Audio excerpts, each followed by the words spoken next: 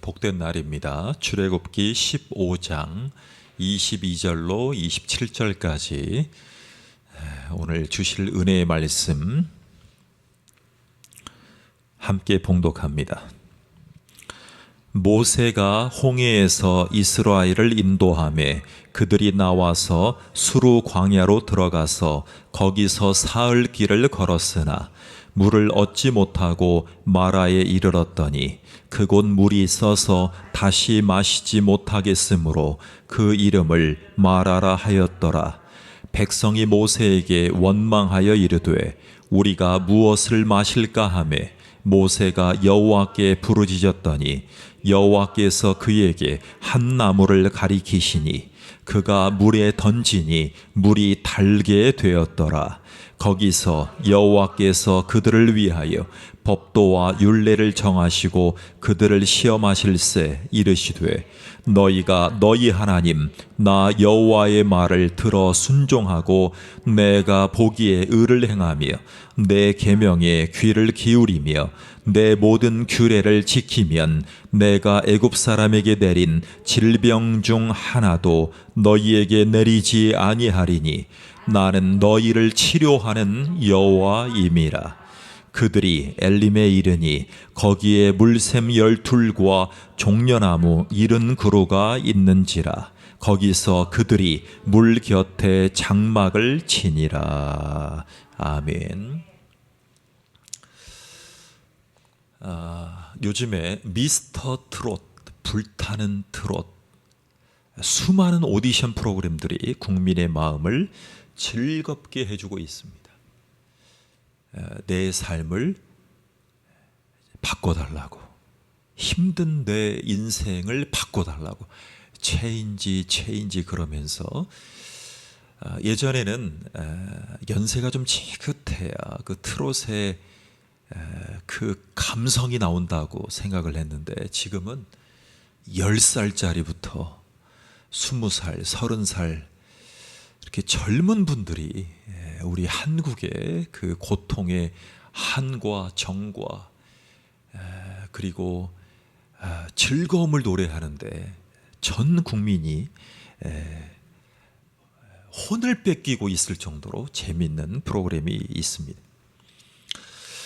누구든 인생을 살다 보면 춤추고 노래하면서 즐기고 싶을 때가 있습니다. 교회들이 너무 이렇게 인생의 즐거움을 억압하지 않았는가 그런 생각을 가끔 합니다.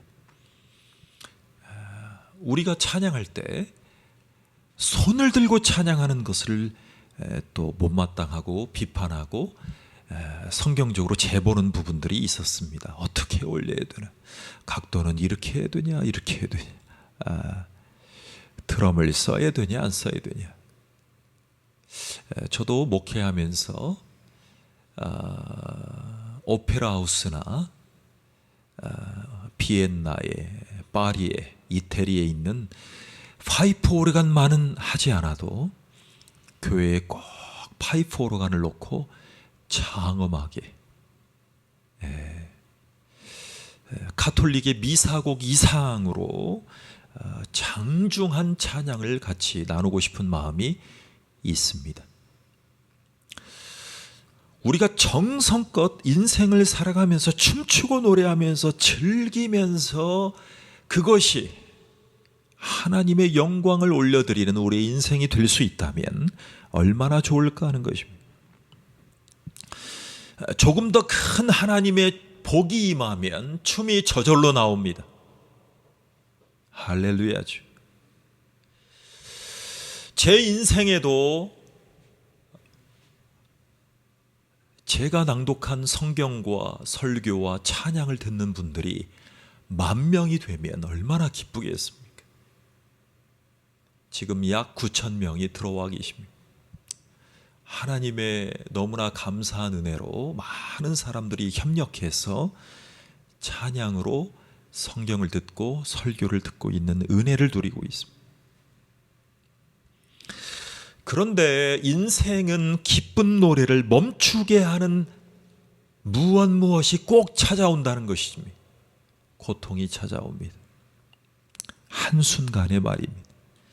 가슴을 칠 정도로 고통스러울 때 얼마나 힘든지 가늠조차 할 수 없습니다.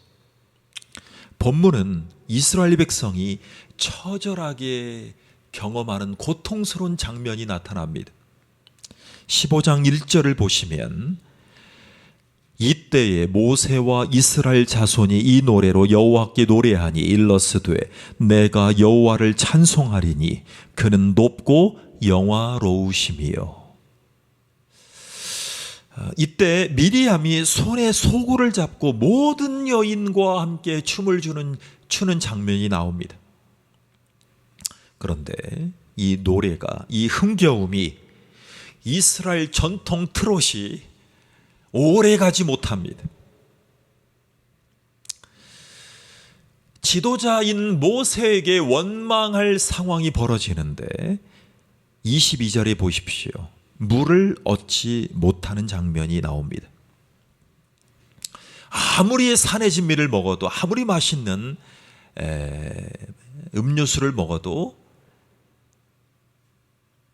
모든 사람들이 이렇게 얘기합니다. 물이 제일 맛있다고. 이 얘기를 한 번쯤은 다 하고 살아가십니다. 홍해를 지났습니다. 60km를 걸어갑니다. 그리고 마라라는 지역에 나타나서 그 지역에 도달을 하는데 마실 물이 없는 겁니다. 그런데요, 지금도 가보면 모세의 우물이라고 하는 그 지역에 가보면 아직도 이곳에는 이 우물에 마실 물이 길어 올리지 않는다라고 얘기를 합니다. 자, 고통이 다가올 때 그 뜻을 모르면 괴롭습니다. 더 고통스럽습니다. 여러분, 교회에 나와서 예수님을 구원자요 주님으로 믿었습니다. 예수님을 삶의 의지처럼 믿었고 구원해 줄 수 있는 유일한 분으로 믿었습니다. 그런데 고통이 찾아옵니다. 고통스러운 뜻을 모릅니다. 여러분, 예수 믿으면 복을 받아야죠. 그런데 고통이 올 때에 가족들에게 전해지고 삶이 미동하는 것이죠. 별로 바꿔지지 않는 겁니다. 그냥 예수를 믿었다는 그 사실만 전해졌을 뿐입니다. 그런데 갑자기 고통이 옵니다. 심한 갈증을 느낍니다. 그때가 신앙의 매너리즘이라고 얘기할 수 있습니다.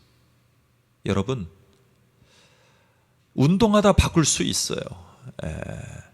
사람과의 관계는 바꿀 수 있어요. 그런데 유일한 구원자요 주인님이신 예수 그리스도를 바꿀 수가 없을 때 사람은 심히 갈증을 느낍니다.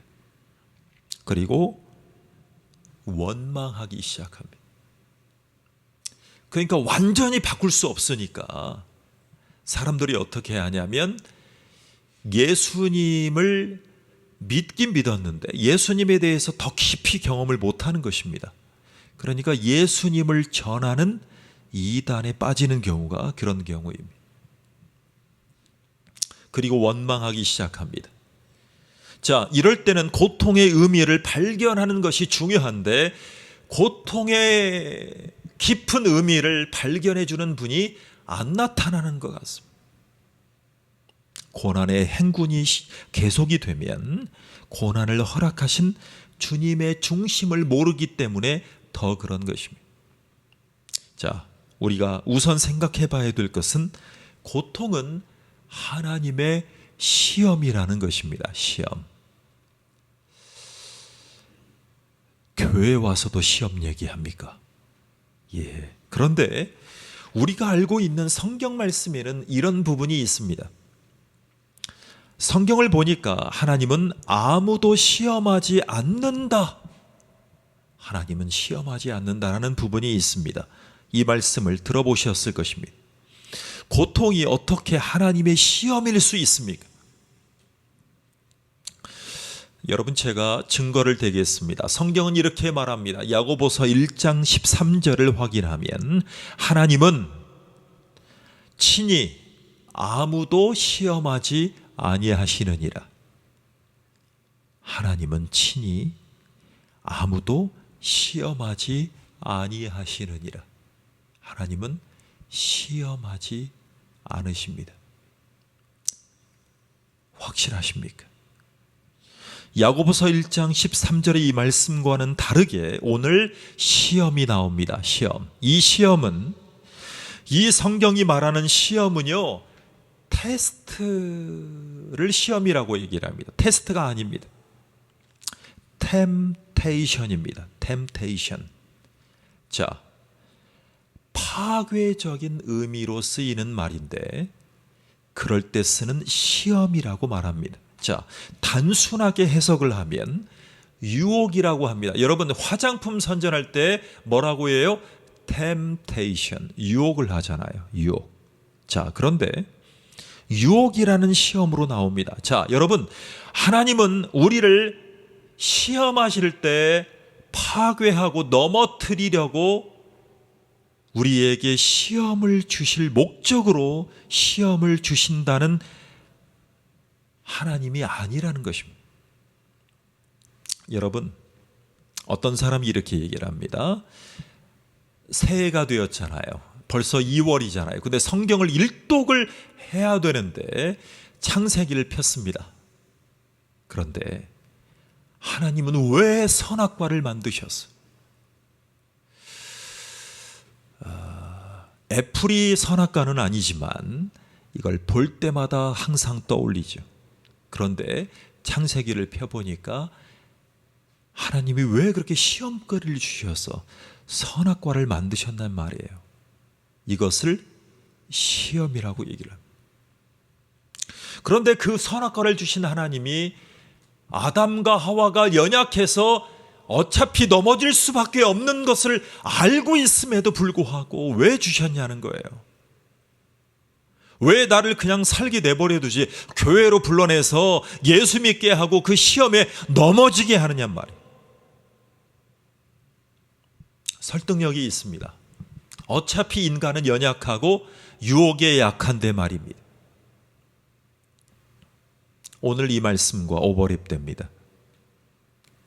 그럼에도 불구하고 하나님은 우리를 파괴하는 것이 목적이 아니고 무너뜨리려는 목적으로 시험하지 않는다는 것이 성경의 결론입니다. 자, 여러분, 학교나 자격증 시험이 수험생을 파괴하고 나락으로 떨어뜨리려고 시험에 통과하지 못하는 학생들을 위해서, 학교 위에서, 학원 위에서, 더 프라이드 학원 위에서 자살하라고 시험을 낼까요? 여러분의 삶에 최치열 같은 일타 강사가 나타났습니까? 나타났으면 옥상에서 떨어질 필요 없잖아요. 대부분에게는 일타 강사는 꿈도 못 꿉니다. 여러분, 강남에서 한 과목에 좋은 강사님을 1대1로 아니면 수강을 하려면 한 과목당 500만 원이 필요해요. 저는 그 자체가 죄라고 생각하진 않아요. 한 과목당. 여러분, 제주도에 글로벌 학교, 명문 학교를 많이 보내는 국제 학교가 여러 곳이 있는데 제가 그 관계자분들과 우리 자녀의 교육 인풋을 위해서 상담했던 적이 있어요. 정식으로 1년에 개인 용돈, 외적으로 들어가는 돈 빼고 1년에 내야 될 수업료가 중학교, 고등학교를 겸하는 그 학교들이 얼마를 내야 되냐면 싼 학교는 5천만 원, 7천만 원을 내야 됩니다. 우리 아들이 그러더군요. 아빠, 그렇게 안 다녀도 갈 수 있어. 그런데 대부분의 사람들에게는 갈 수가 없습니다.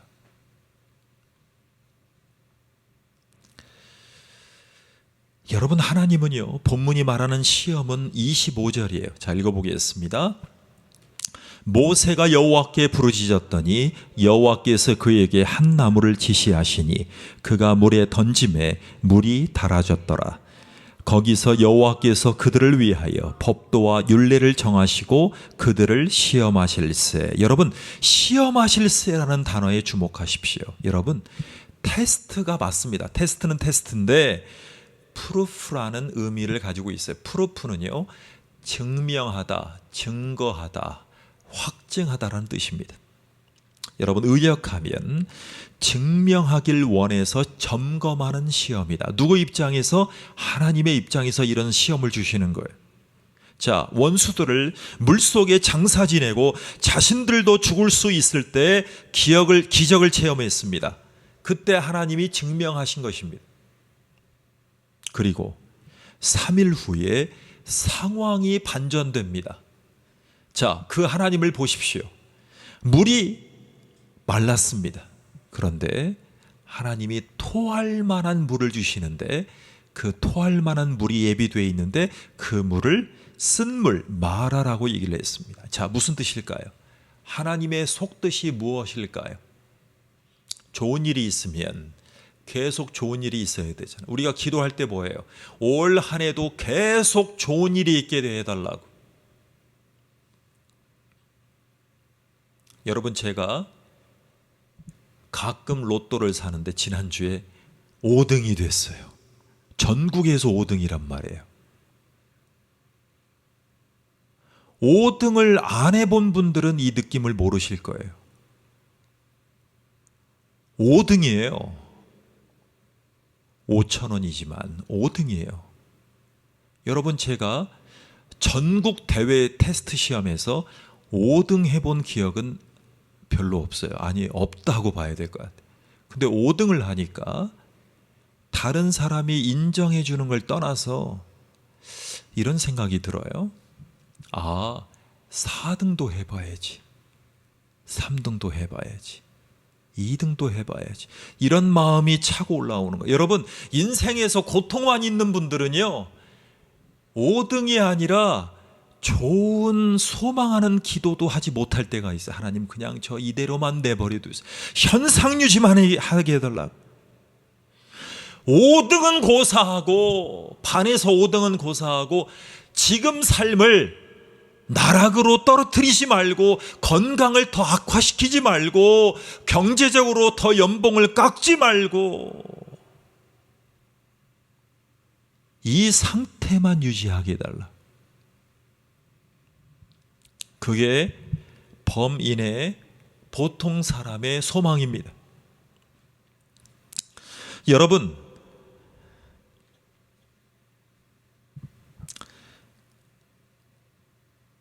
영화를 보면요, 의리 있는 인간관계에서도 이런 말들이 오가요. 죽음을 같이 넘어왔는데, 같이 창업했는데 나에게 이렇게 배신할 수 있습니까? 내가 결혼해서 당신 뒷바라지를 다 했는데 이제 와서 이혼장을 내밀다니, 조강지처를 벌이려다니. 우리는 대기업 사모님의 사례에서 이런 경험을 보지 않습니까? 35년, 40년을 살아왔는데 이제 와서 이혼하려고 한다니. 우리나라 넘버 4예요, 4. 네 번째 기업 대회장님. 그런 기억들이, 그런 경험들이 과연 남의 이야기뿐일까요? 자, 여러분, 하나님은 이러시지 않았을까요? 3일 전에 기적을 보고 찬양했던 너희들이, 그것이 너희들이 미리함을 통해서 기쁘게 찬양하고 오리지널 이스라엘의 트롯을 통해서 찬양을 했지만 그것이 정말 감사한 마음이었을까? 기쁠 때야 누구든 춤을 추지 않느냐? 그런데 기적이 없을 때도 과연 나를 찬양할 수 있는지가 궁금하다. 나는 너희를 구원한 하나님이다. 내가 너희들에게 베푼 복 때문에 찬양으로 감사할 수 있었다면, 그런 복이 없을 때도 너희들을 구원해 준 그 자체만 가지고도 너희들은 나에게 감사하고 여전히 찬양할 수 있겠니? 이것이 바로 테스트예요. 템테이션이에요. 조건이 없을 때 감사할 수 있느냐. 여러분, 어떤 분들은요, 나를 구원해 준 그 자체만 가지고도 1년에 한 번 정도는 구원 감사헌금을 드리는 분이 있어요. 그게 진짜 감사예요. 자녀가 스탠포드 가고 하버드 가고 서울대학교 가고 의대 가고 법대 가고 로스쿨 가고 해서 감사하는 것은 누구든지 할 수 있어요.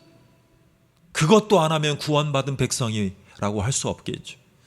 그런데 구원해 주시기 위해서 이스라엘의 장자를 살려주시고 애굽의 장자를 치신 출애굽하신 하나님, 유월절하신 하나님을 감사하게 기억하고 있다면 언제든지 찬양할 수 있지 않겠어요?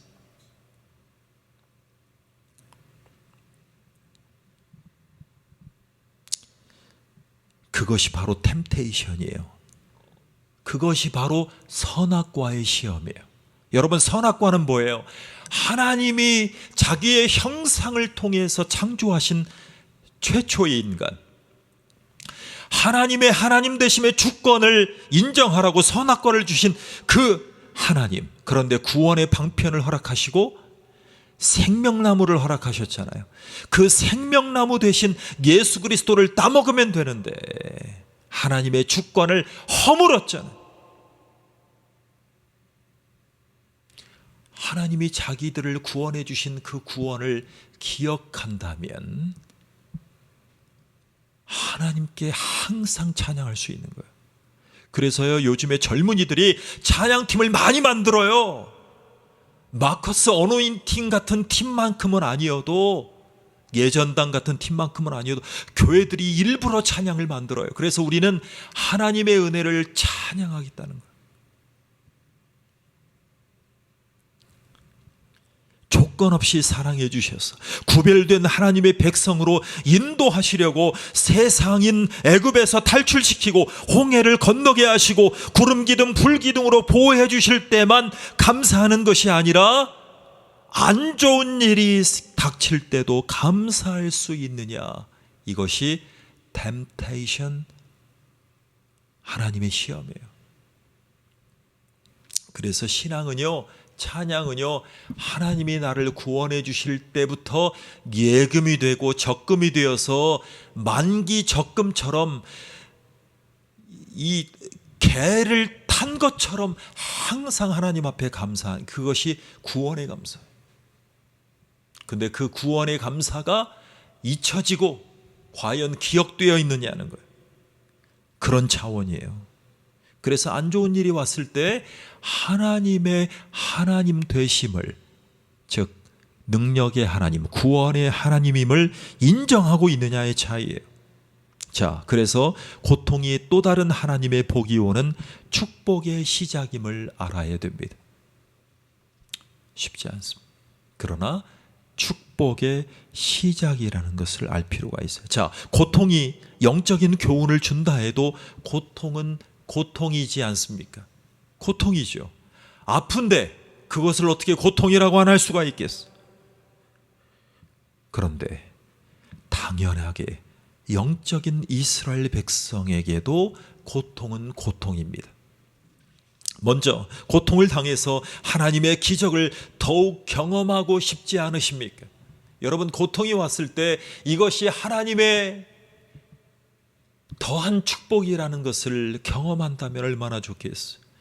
우리가 고통 안에서 하나님의 구별된 백성답게 반응할 수 있다면 고통만으로 끝나는 인생이 아닐 거예요. 자, 오늘 본문에서 이스라엘 백성을 보십시오. 드디어 하나님께 기도합니다. 그런데 마라의 쓴물이 단물이 되는 기적이 또 나타납니다. 이것은 하나님의 말씀대로 누가 나뭇가지를 던졌습니까? 모세가 던졌습니다. 그랬더니 단물이 되는 기적이 또 나타나요. 자, 여러분, 만약에 말이죠, 만약에 처음부터 단물을 맛보면 쓴물이 없잖아요. 그러니까 그냥 하나님 앞에 당연한 줄 아는 것입니다. 자, 그런데 쓴 물이 단물로 변했어요. 실감이 나는 거예요. 인생이 실감이 나는 거예요. 자, 그래서 고통은 하나님의 또 다른 복이 시작되고 있다라고 보는 거예요. 여러분, 고통하십니까? 불편하십니까? 기도하십시오.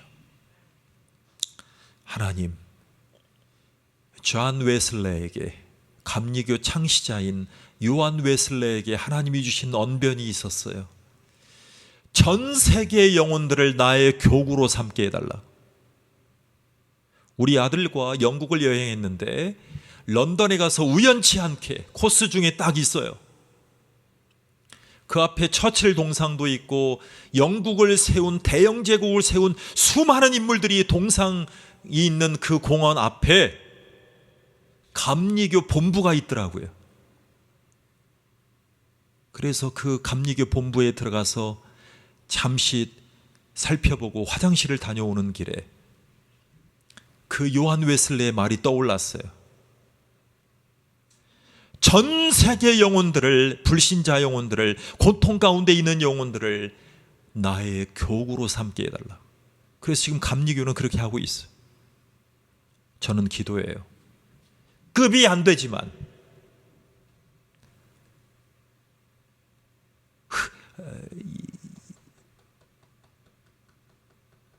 험하게 쓰는 그릇일지라도 하나님, 저에게도 전 세계 영혼들이 제 설교와 찬양을 들을 수 있게 해달라. 기도해요. 여러분도 기도해야 돼. 여러분도 여러분에게 있는 그 고통을 이겨서 하나님의 축복이 시작되는 시작으로 여겨서 많은 사람에게 축복의 당사자라고 고백할 수 있는 간증의 사람이 되게 해달라고 기도하시기를 바랍니다.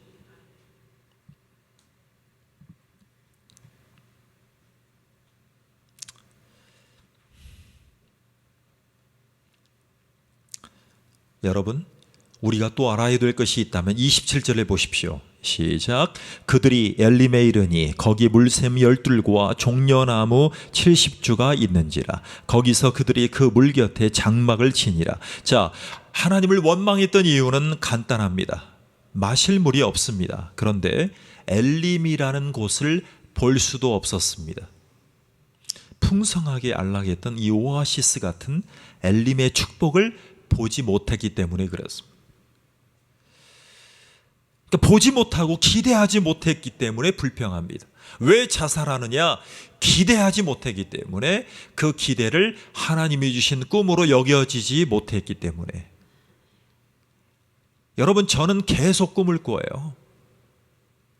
무엇을 해야 되고 어떻게 해야 되는지 계속 꿈을 꿔요. 누가 뭐라고 제 꿈을 좌절시켜도 저는 좌절하지 않아요. 세상 사람들도 이렇게 얘기해요. 이 한마디 때문에. 꿈을 꾸는 한 청년이다. 저는 늙어 죽을 때까지 청년으로 남으려고 몸부림치고 있어요.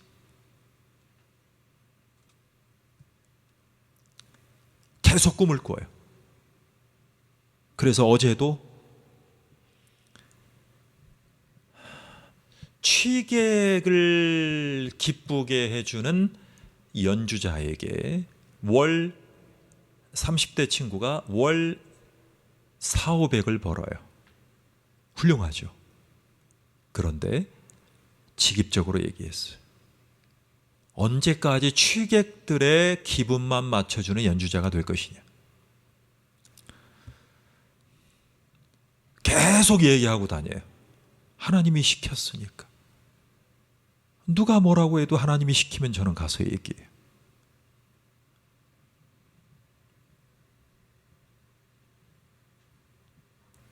그래서 그렇게 하기로 했어요. 그래서 하나님의 사람인 먼저 갔던 사람에게 같이 얘기하고 같이 하나님의 꿈을 꿔보자. 하나님의 역사를 한번 기대해보자. 이렇게 설교조로 얘기하지 않았어요. 한번 해보자 그랬어요.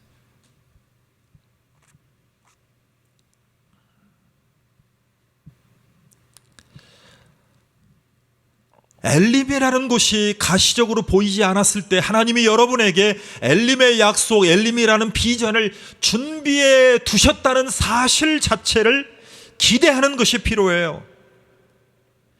그래야만 삶이 고통스러워도 고통을 인식하고 견디려면 엘림이라는 물샘 12과 종려 70주가 있는 곳을 기대해 볼 수 있는 사람으로 인도함 받아요. 마지막으로 정리해 볼 것은 고통은 하나님이 자신을 계시하려고 하는 장면이에요. 그것을 드라마로 얘기하면 씬이에요. 씬. 자, 26절을 보십시오. 시작. 가라사대 너희가 너희 하나님 나 여호와의 말을 청종하고 나의 보기에 의를 행하며 내 계명에 귀를 기울이며 내 모든 규례를 지키면 내가 애굽 사람에게 내린 모든 질병의 하나도 너희에게 내리지 아니하리니 나는 너희를 치료하는 여호와임이니라. 뭐라고 했어요? 자, 10가지 재앙을 내렸던 10가지 애굽 이집트의 신들을 박살냈던 하나님이 그 재앙들을, 그 질병들을 내리지 않겠다라고 했죠. 그리고 나서 하나님이 자기의 정체성을 뭐라고 하셔요? 치료하는 여호와임이니라. 자살하게끔 시험하는 여호와가 아니라 네 인생에 어차피 그 인생에서 못 벗어나 그렇게 시험하는 하나님이 아니라 치료하는 하나님이에요. 그런데 하나님이 뭐라고 하시냐면 나 여호와의 말을 청종하고 나 보기에 의를 행하고 내 계명에 귀를 기울이고 내 모든 규례를 지키어라. 그런데 그 모든 규례와 계명을 지키려면 뭐부터 해야 됩니까? 성경을 먼저 새해부터 읽어야죠. 엄마가 자녀와 함께 읽어야죠. 아빠가 자녀와 함께 잠깐씩 읽어야죠. 하나님의 말씀을 붙들고 순종해서 살면 애굽 사람에게 내린 모든 질병의 하나도 너에게 내리지 않겠다라고 약속했던 장면이에요. 우리가 질병 때문에 고통을 당할 때 하나님의 속뜻을 경험하시기를 축원합니다. 저도 경험하고 싶어요. 더 경험하고 싶어요. 그래서 질병 때문에 하나님 앞에 도움을 구했더니 나를 고치셨는데 드디어 하나님을 알게 되었습니다. 그 질병을 비껴가게 해주셔서 감사합니다. 그 질병을 이길 수 있는 힘도 주셔서 감사합니다. 그 질병이 왔을 때 낙담하지 않고 찬양할 수 있어서 감사했습니다. 이런 고백들을 하잖아요. 그래서 병만 고치시는 것이 아니라 환경도 치료하십니다. 쓴물이 단물 되었습니다. 오아시스도 허락하셨습니다. 이것이 영육의 축복입니다. 자, 우리는 이 대목에서 가장 고통스러웠던 성경의 인물이라면 오늘 본문에서 모세고 그 다음으로 욥일 것입니다. 사람들이 고통이 지나고 복을 받은 욥을 이렇게 얘기를 합니다. 지독한 고난을 겪었더니 욥이 그 고통을 잘 견뎌냈더니 하나님께서 갑절로 복을 주셨다. 로또의 하나님이다. 고통당하기 전보다 재산도 배로 늘고 자식도 많아지고 더욱 장수의 길로 갔다. 자, 이게 스토리입니다. 과연 이 기대가 사람들에게 다가온다면 이것이 과연 축복일까요? 여러분, 사랑하던 자식이 죽고 또 다른 자식을 주셨을 때 완벽하게 위로가 되는 부모는 없습니다.